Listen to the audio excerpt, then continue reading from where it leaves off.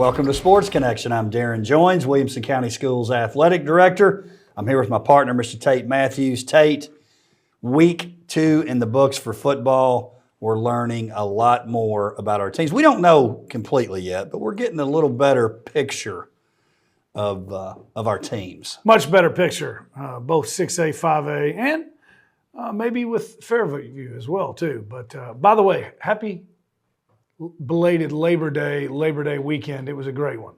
I know it was for a great one. All of the WCS Sports Conference as well, but it was a beautiful day.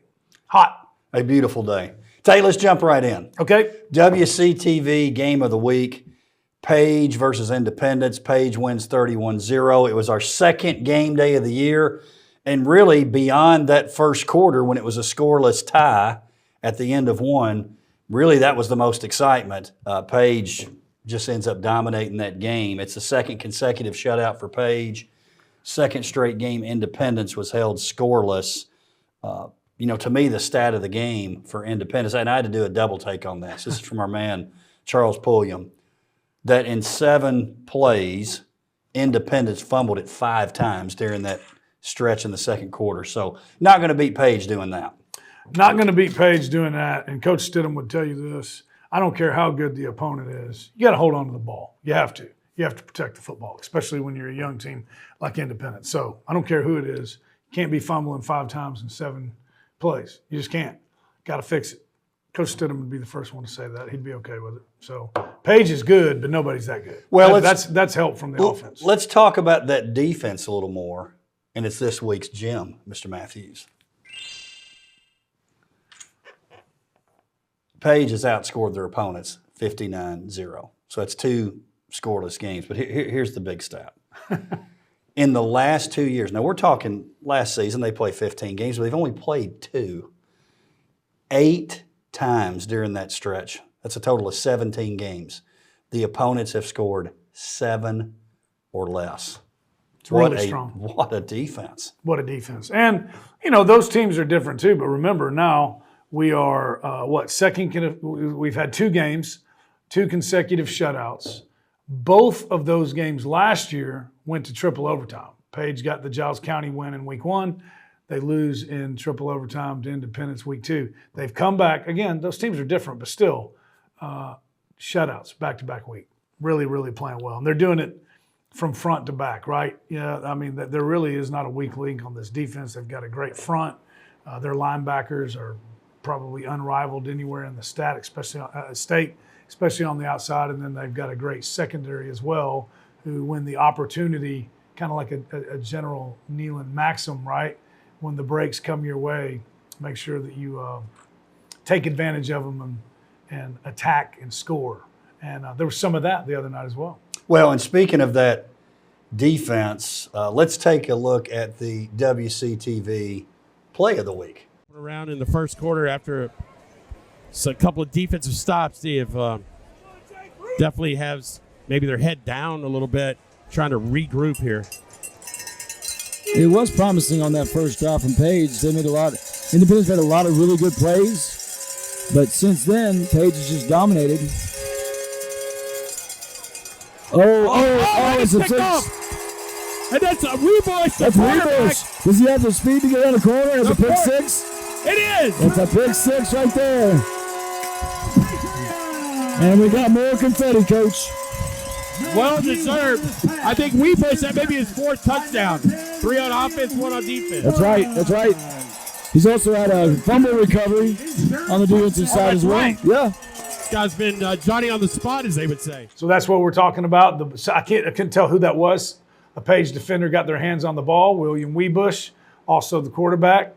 Great job being in position and then also going and attacking the ball. He made it cross field, gets upfield, and makes a very athletic play for a touchdown. They're going to be tough to beat anyways. They're scoring touchdowns on defense. They're going to be a really, really hard out. But he's a heck of a player, man. And he's just a guy. We talk about how physical he is. He's just a guy that's always around the ball. Like Colin Hurd, he's football play, it's early now. But football player of the year, when you're talking about offense and defense, he's getting it done. So Weebush, a pick 6, as we just saw. 2 rushing touchdowns. Knight Wilson had 3 receptions for 39 yards. And like this stat too, the young fella, the freshman, Isaac Odie, had 44 rushing yards. I know Coach Rathbone liked giving those younger guys an opportunity to play as well. So really pure domination from Page.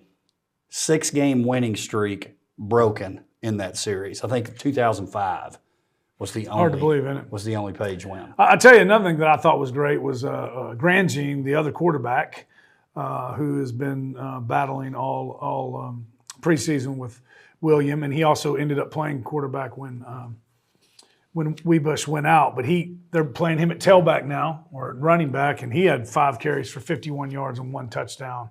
So, you can just tell, man, 1, they've got a lot of players, and then 2, they've got a good chemistry. Hey, man, not going to be QB1, at least not right now. Let's go over and let's start battling for RB1. And he gives them some maturity. The running back room's a little bit young right now. He gives them a little bit older presence there, and he's a heck of a player. So, man, they're deep, and it seems like they're getting even deeper. Our other Wilco versus Wilco game, Centennial 42-7 win at home. What a bounce back for the Cougars after that tough Week 1 loss in the Battle of Franklin. Centennial led 21-0 at the end of the first quarter. They never looked back. Tate, listen, we don't like Wilco and Wilco crime, but we don't tolerate it. I'm going to sort of break that. I'm not talking about the score for us. Okay. It's the self-imposed clown show. Clown of the week. And let me tell our audience what this date. Let me have that. Oh, you want that one? Oh, let me tell you what this dates back to. First of all, in Week 1, really Week 1 was more me when I said double digits, Franklin losing to Centennial. Now, if I just said it was a loss, well, I said double digits. You also, by the way. I did not say double digits. No, but you said. Would you like to know? No, I think you're right. I'm looking forward to it falling off. And then in Week 2, listen, we miss picks sometimes. We do. But Tate, we said Summit was going to win, and they got beat 40-7. So with that being said, the floor is yours, Krusty. Hey, kids. It's the clown show of the week. It's your host, DJ and Tate. We think we really know what we're talking about. Apologies, Centennial. Maybe we should just keep our picks to ourselves. You know what my favorite part of the clown show of the week is? When the nose falls off. Which only Oh, now it's stuck down here. makes it even more. So let's just finish this game out with our appropriate attire on. Riley Turner, 9 for 15, 162 yards, 3 touchdowns. Here's the most telling stat to me. 3 different receivers. Tyler Vaughn, Gavin Johnson, Ethan Cleary, and obviously Kenai Johnson wasn't one of them. He's got some weapons that he can throw the ball to. Yeah, he does. And he made some nice throws in the Franklin loss, but then comes back, played really, really well. That 9 for 15, 162 yards and 3 touchdowns was in 2 quarters of play, I believe. So that could have been even more. You having a hard time looking at me? I feel like that hat looks kind of, I think this is a compliment. I think it looks good on you. Thank you. I might start wearing it on game day. He's playing really, really well. So the offense played lights out, spread the ball around. Doesn't sound like they slowed them down. They scored 28 points in the first quarter. That's tough to do. Oh, it was 28. I think I said 21. 28. They scored 28 in the first quarter. How about the brother combination? Kenai and Gavin Johnson, 6 receptions, 104 yards, and that touchdown for Gavin. Summit, now listen, in all fairness to Summit, they're a little banged up. Super banged up. Mason McElhaney scored their only touchdown late on a 9-yard run. Summit will bounce back. Super banged up, nor did Centennial care. I do think I don't care how banged up they are. They've got a bunch of offensive linemen out, and I mean a bunch. Probably don't have that many to start with, but I don't care. Centennial, as impressive as the offense was, Centennial's defense held Summit to 44 rushing yards. That won't happen again. Great defensive performance. I see that you've got a change of attire. I'll take The nose. Ravenwood. It's been a while. Ravenwood, 48 at Cane Ridge 0. And like I told Coach Hester at the game, I sent him a little message. I said, Eddie Woods ain't walking through that door anytime soon. It's amazing how much of a change that could make. Yeah. But it has. Coach Hester, many of you know, went down and took the job at Florence, Alabama, lived on Wilson Lake. It's a great bass fishing lake. If you ever down there and go with Brian Shrew, you're guaranteed to catch fish. But he was kind of a deck boat guy. Coach Hester said, hey, it's Labor Day weekend. I want to get a boat race, get ready to get out on my deck boat, cruise around with the family, 40-foot Donzie, Kid Rock, Bobby Ritchie playing over the stereo, man. This was boat race city, 48-0, 41 points in the first half, only 7 in the second half, and that's because there was a mass substitution that went on. So played really, really well. Don't know if maybe when you're looking at the stats that jumped out to you, Maverick Chance didn't have very good stats in this game. It's because he didn't play. They didn't want to take a chance, no pun intended, on getting him injured. Pretty banged up from that big-time performance he had against Alcoa. Gave him time to, kind of heal up a little bit. Had this been a game he needed to play, he would have played. Oh, by the way, we've got the other half of our QB1, Femi Babalola there. That's a heck of a luxury when you think about it like that. 4 or 5, 65 yards, a touchdown to Max Kemple. That's two games, 2 touchdowns for Mr. Kemple. Rushing touchdowns, Davis Dallin, Caden Pace, Will Harry with 2. Now, and I'll say this, it doesn't look like it with the score, but what you talked about, Cane Ridge should be thanking Coach Hester, because there's some coaches in Middle Tennessee that would have been 90 points. You talking about the brand new Dairy Queen dump? We talking about that? Scoring as many as we can.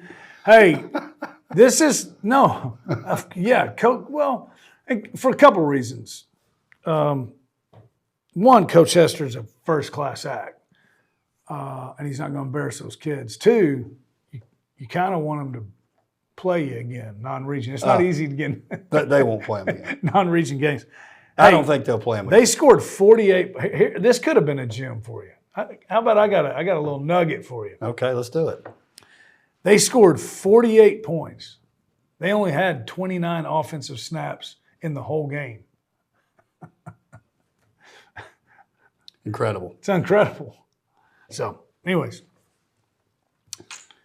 gets a little bit tougher this week. I don't want to put any pressure on Ravenwood, but they're not going to lose in the regular season.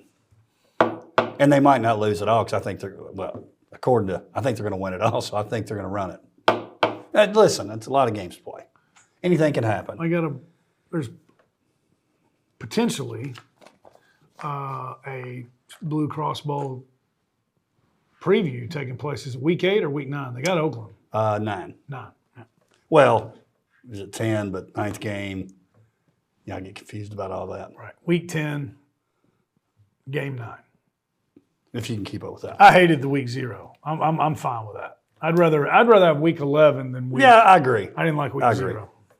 Fairview, big bounce back, 41-12 win over Waverly. They were up 28-6 at the end of the first quarter. It's kind of our theme, 28, 27, 28 on these dominant wins. 3 touchdowns. John Barrick at QB, 8 for 12, 87 yards. Caden Lee, 2 touchdowns. Maxwell Arnold with a touchdown. Trayvon Murray, 81 yards rushing. 1.5 quarterback sacks, plays defense also. And then Will Frank, 19 tackles and a sack. I've noticed that Fairview has a lot of double-digit tacklers. Me too. And it seems to be, like last week it was 16 tackles for Trayvon. So, I don't know, man. Maybe they got something going on where they want one guy free flying to the football. Kind of sure seems that way. But 19 tackles is a lot of tackles in the game. So, good for them to get back on the winning streak or getting back on the winning side of the column. And John Barrick had a nice night. Jax McCoy, we already know what he can do. So, and then good to see Trayvon. He didn't have as much offense success last week. Glad to see him. He's another one you were mentioning. Weebush. He'll be up for that, two-way player of the year. Mythical. We don't have that award, but Maybe we should two-way player of the year. But Well, it's called football player of the year, right? Which usually, if you're one of those guys, you Yeah. get in that. Hey, and on another note, you threw a nugget in. I'll throw in a second nugget. We talked about 19 tackles for Will Frank. Cane Ridge didn't have 19 tackles. That's a team. No. Listen, I'm just. Did they have 9 tackles? Listen. Eddie don't care. Eddie would be chuckling right now. Well, it wouldn't have been that way. We're 4 nuggets short of a 6-pack. Nolensville, great game here. And we knew that Antioch was much improved. Yep. Nolensville home opener, they drop it 33-36. They kick an early field goal to take the lead 3-0. But once they got behind 8-3, they just never could quite, they were close. They'd get down 10 or 11, they'd cut it. And they just couldn't quite get there. Had the ball late and driving, and then couldn't convert on 4th down. But I don't think that's a bad result for Nolensville. It's not a league game. Antioch's got a good team. They've played 2 pretty darn good teams to start the season. I think it helps Nolensville get better for when it really matters. It does. Nolensville is not a program that needs a give me an easy one. They don't. And like we said, that Ravenwood Cane Ridge one's a little bit different. To have a game that physical week 1, it is good to have one. So Antioch's. Do I think Antioch's going to win the state championship? No. Is Antioch probably going to win their region, go to the playoffs and get 1, 2, maybe 3 rounds deep? Yeah, they got a great quarterback, really athletic quarterback, and they've got some athletes to get it to them. They've got a really big offensive line. No, did Coach Darrin go into this game expecting to lose? Absolutely not. But is this an embarrassing loss? Absolutely not. Antioch's good. Couple of losses we won't spend a lot of time on. Brentwood 16-6 at Brentwood Academy. Franklin 27-7 at Franklin Road Academy. The Brentwood game, only 1 touchdown in that game. It's kind of a game of field goals. Correct. And then Franklin, only touchdown, Lucas Young touchdown. I like those wide receivers at Franklin. Well, and don't forget Flynn. We don't talk about Jack Flynn enough at tight end either. He's a guy that always seems to make plays. He made one in obviously the Centennial game this year. He made one a big one against the Centennial game last year. Here's what I took away from the Brentwood Academy game, though. I didn't get to watch it, but I listened to it on the radio. One, we got to figure out we don't really have an offensive identity right now. That's a little worrisome. But that defense, Brentwood Academy hit some bombs, hit some long passes, got the ball down the field, and were in scoring position a lot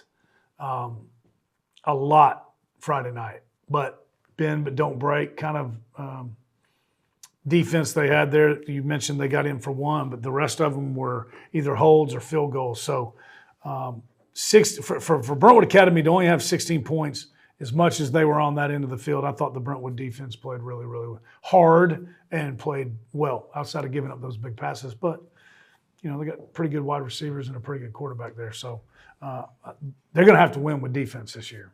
But I think they're pretty good on defense. I will say this about Brentwood. I feel like they're trending this way. By the end of the season, you're going to see maybe the most improvement from that team versus any other, because the defense is already, like you talked about, they're kind of there. Yep. So by the end, they'll be a tough out. By the way, the first Tennessee Sports Writers Association poll came out before the games last week. Page ranked 1st in 5A, Ravenwood 3rd, and Brentwood 6th in 6A. Tate, before we get to our pick'ems, I do want to talk about some other sports. Let's talk a little volleyball. Big time matchup, Nolensville versus Brentwood. I know we both think that they're going to take it to the end.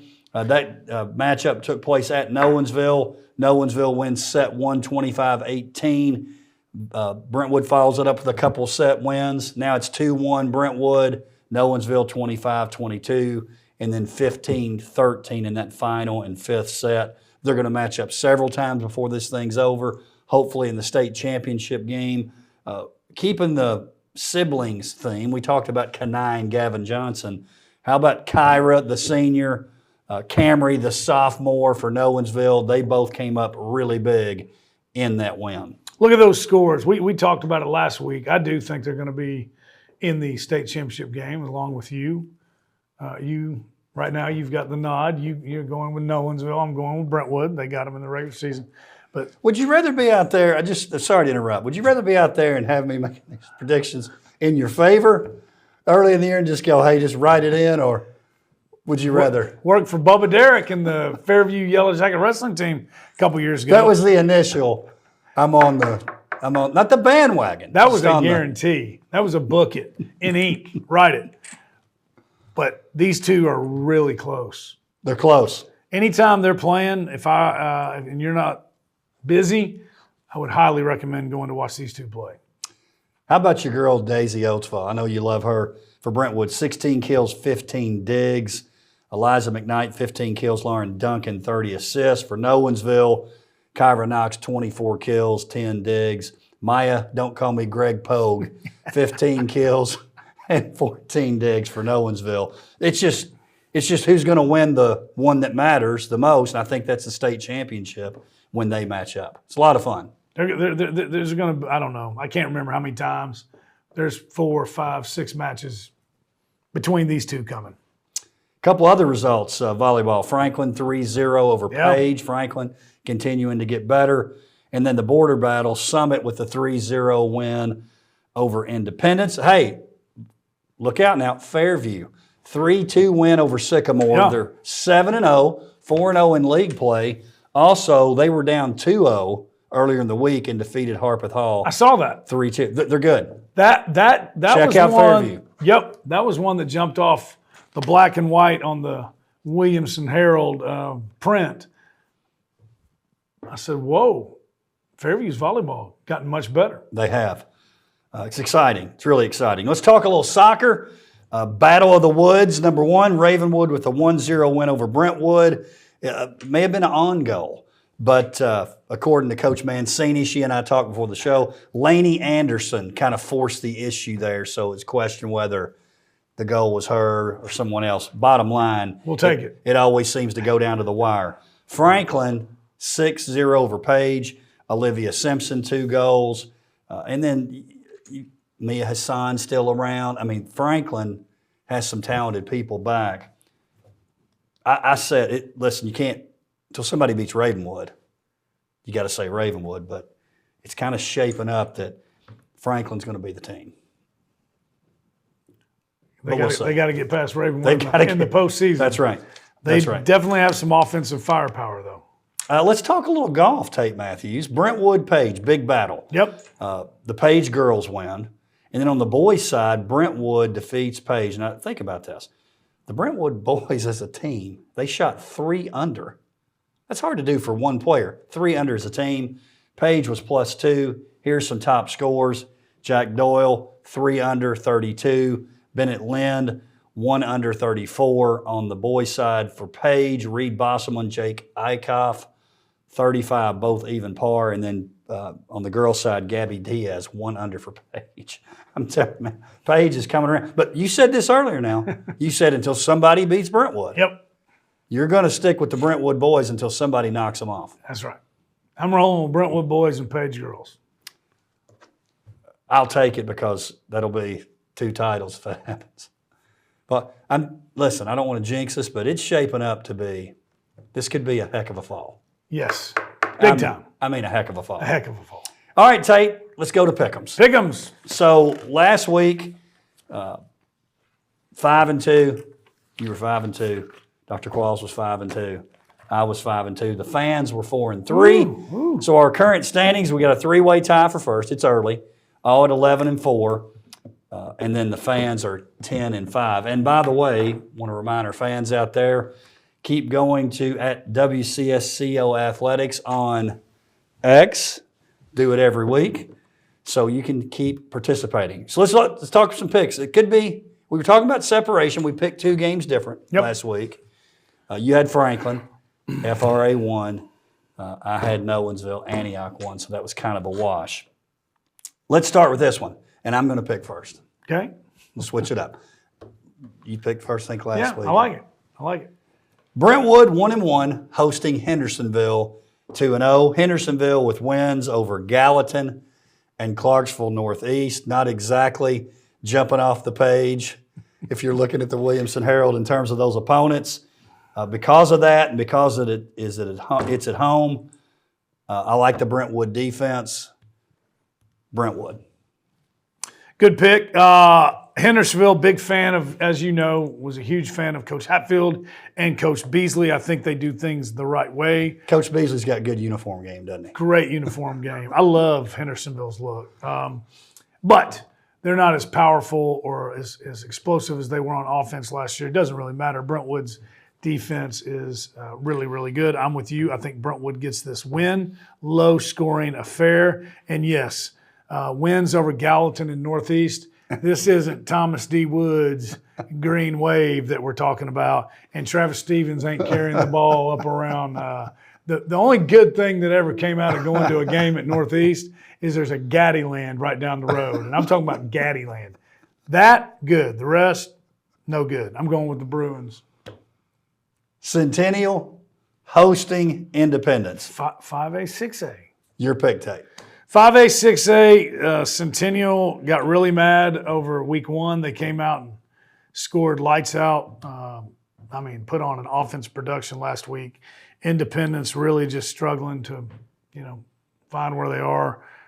They've had a really, really rough 2 first games. I can't believe they're not a little bit banged up. I don't know.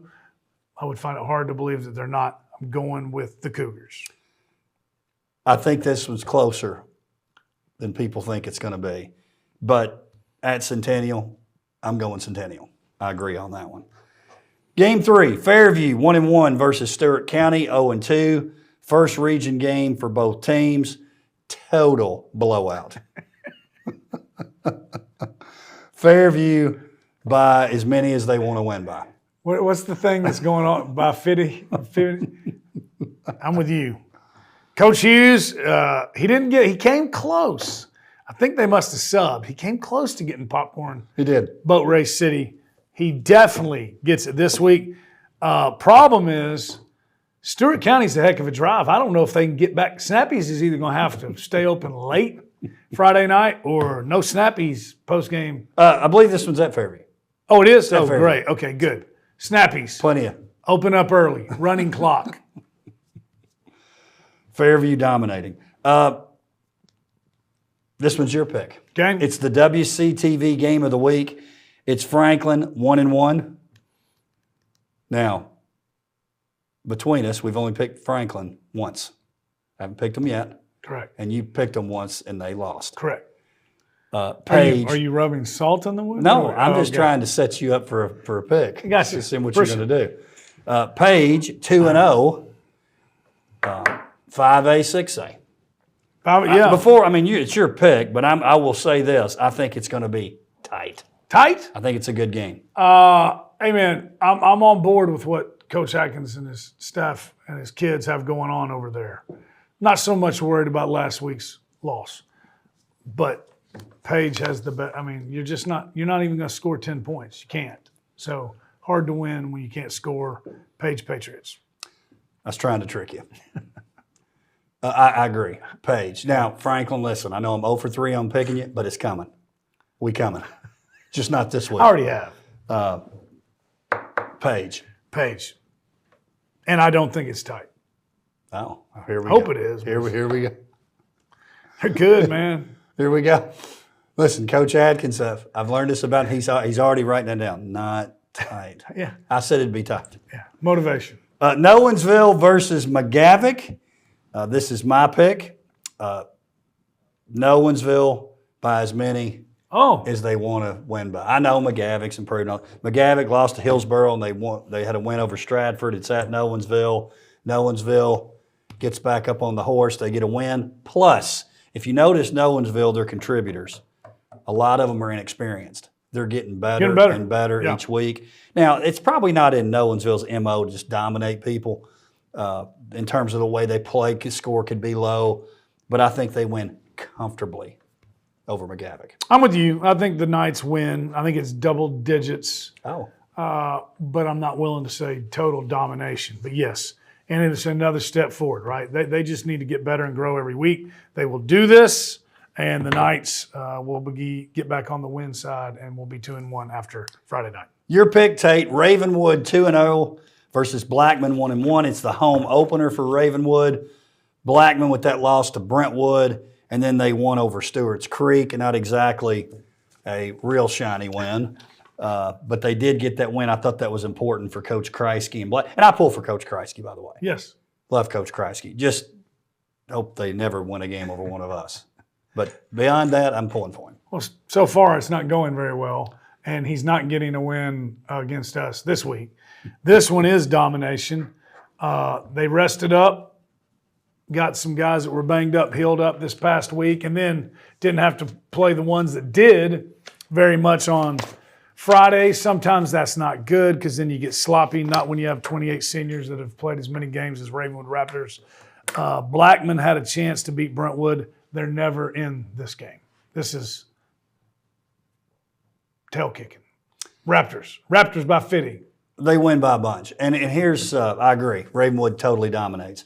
The thing that's going to happen with Ravenwood, if you're talking like postseason kind of awards, this is having shades of what Coach Stewart would do with Dominic Reed last year, take him out, and Dominic's like, I'm not worried about my stats. Ravenwood's going to have some guys like that. Like whatever the postseason awards are, people are going to have to remember they're going to have a bunch of games where guys were like hanging out in the second half. Yeah, eating popcorn. I mean, so don't penalize them for that. Nice problem to have, by the way. Nice problem to have. Last pick, and it's my pick, Summit 1-1 at Green Hill 2-0. I looked at this one last year. This is one where Summit lost 41-35. It was kind of a surprise, like, wow, Green Hill's really good. People didn't think Summit was very good. That loss, in a way, I think propelled them to have the season that they had. Summit makes it all the way to the second round of the playoffs. That being said, because they're banged up and because it's on the road, I'm going with Green Hill. To me, if you played this game in week 1 when both were healthy or later in the year when Summit's healthy, because they'll get healthy, I would pick Summit. But because of those injuries, because it's on the road, I begrudgingly am picking Green Hill. By the way, when you're down there, they got a great mall at Green Hills. You can check out the food court while you're there and then enjoy yourself. Yeah, and they got some great places to eat, some fantastic restaurants. And in the high school, no, wait a second, that's Hillsboro. Oh, okay.